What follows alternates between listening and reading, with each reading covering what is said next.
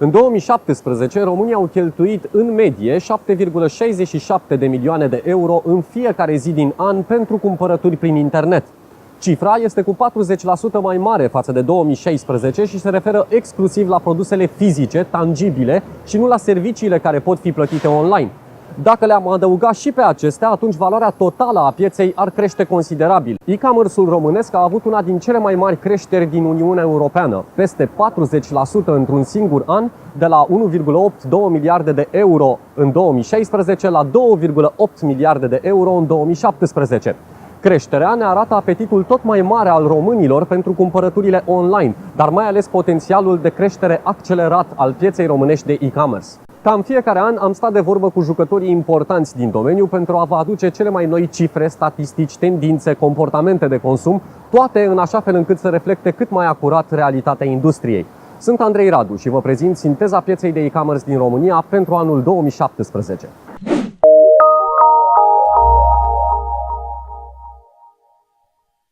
Astăzi, felia numită e-commerce din total retail reprezintă 5,6%, în creștere față de 4% cât însemna în 2016. Nu suntem încă o piață matură dacă ne comparăm cu alte țări, însă suntem pe un trend ascendent de la un an la altul.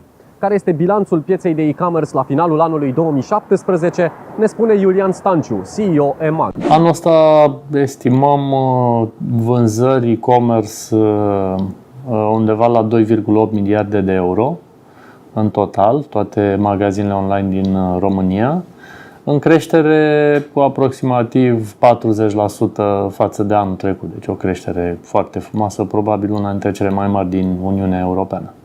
Și pentru companiile de curierat, comerțul electronic a devenit principalul motor de dezvoltare. Dacă în urmă cu câțiva ani expedițiile din e-commerce erau aproape nesemnificative, în acest moment businessul curierilor se coagulează în jurul acestui nucleu numit comerț online.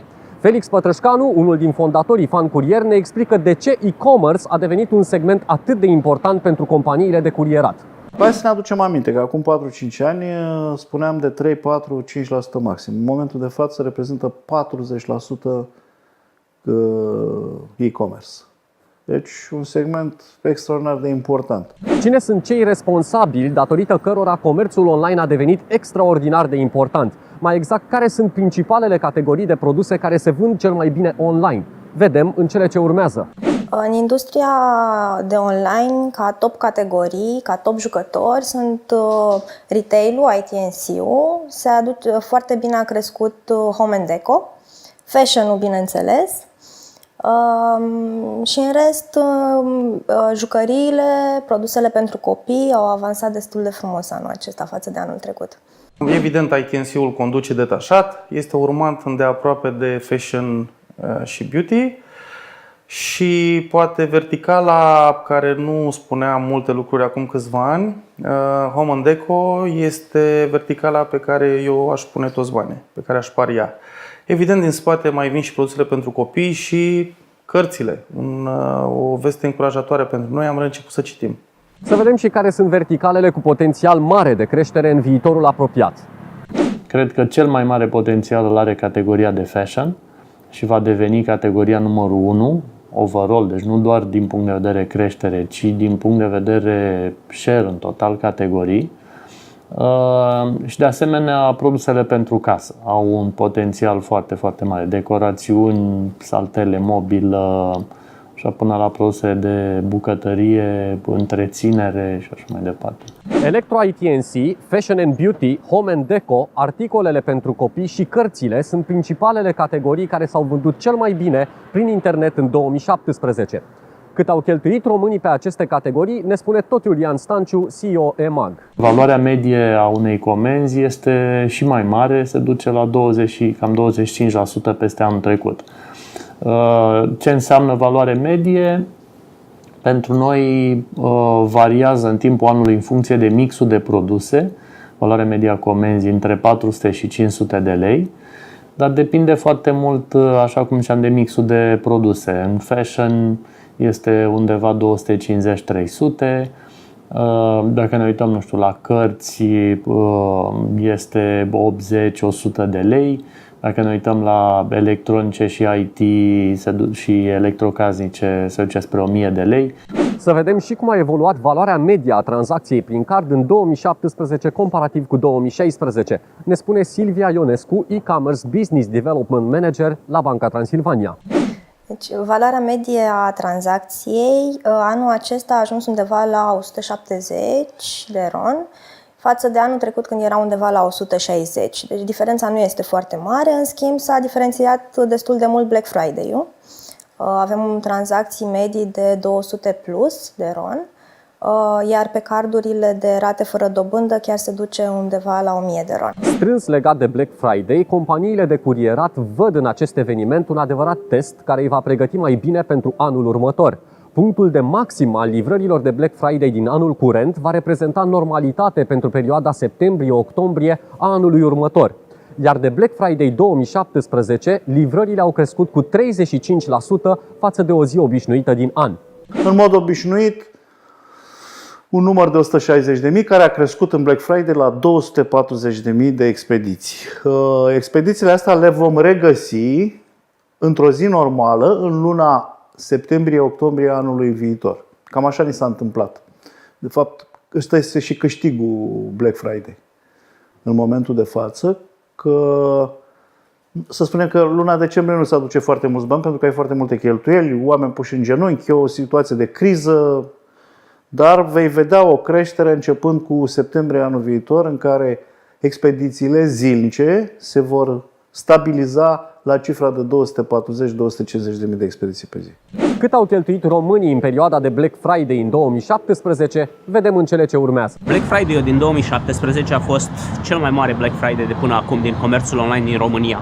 Lucrul acesta este consistent cu creșterea comerțului online, cu 38% în 2016, cu depășind 2,8 miliarde în 2017. Totul a fost pe un trend ascendent. Inclusiv în 2018 păstrăm același trend. S-au vândut de peste 200 de milioane de euro. Au fost mai mulți cumpărători decât în anii precedenți care au cumpărat pentru prima dată online.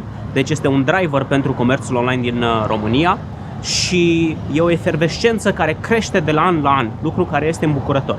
În continuare, metoda de plată preferată a românilor rămâne rambursul, într-o proporție covârșitoare de aproximativ 85%. Totuși, potrivit informațiilor furnizate de principalii procesatori, procentul plăților online prin card a crescut semnificativ de la 8-9% în 2016 la 12-14% în 2017. În acest moment, din estimările noastre, românii plătesc online în 12-14% din situații. Procentul plăților online prin card ar putea crește și mai mult dacă magazinele ar promova această metodă de plată, care aduce beneficii atât clientului final cât și comercianților online. Avantajele unui client în a plăti online față de clasicul ramburs, să-i spunem, este în primul rând nu te mai duci la ATM să ai bani cash tot timpul. Pentru asta noi am încercat, ok, nu mai faci o tranzacție neapărat pe internet online, dar și curierii, avem un parteneriat cu Fan Curier, au mai nou POS la ei și se poate plăti cu cardul la curier. Încercăm să mai rupem puțin din zona asta a cash-ului și să mai aducem pe online. Ca magazin, în primul rând, este mai ieftin, a ajuns să fie mai ieftin plata online cu cardul decât rambursul. Poți să te bazezi pe cumpărătura respectivă, adică rata de retur este mult mai mică față de cazul rambursului. Am venit cu MPOS. Am vrut să înregistrăm eu un proiect vechi, foarte greu s-a născut proiectul, vrem să aducem cât mai multe bănci în acest proiect, nu prea se întâmplă lucrul ăsta, dar am găsit o bancă cu care ne-am înțeles. Curierii noștri din momentul de față au MPOS-ul cu ei. Dacă din partea curierilor noștri am întâmpinat anumite bariere și mă gândeam la faptul că nu o să mai primească tips și că ei nu vor scoate acel MPOS, pentru că am ajuns în situații de genul ăsta, sunt foarte reale, de la firul ierbii. O să facem, noi avem acel balance scorecard prin care bonusăm toți oamenii din companie și putem pune niște KPI-uri prin care să aduci un incentiv curierului ca să scoată POS-ul.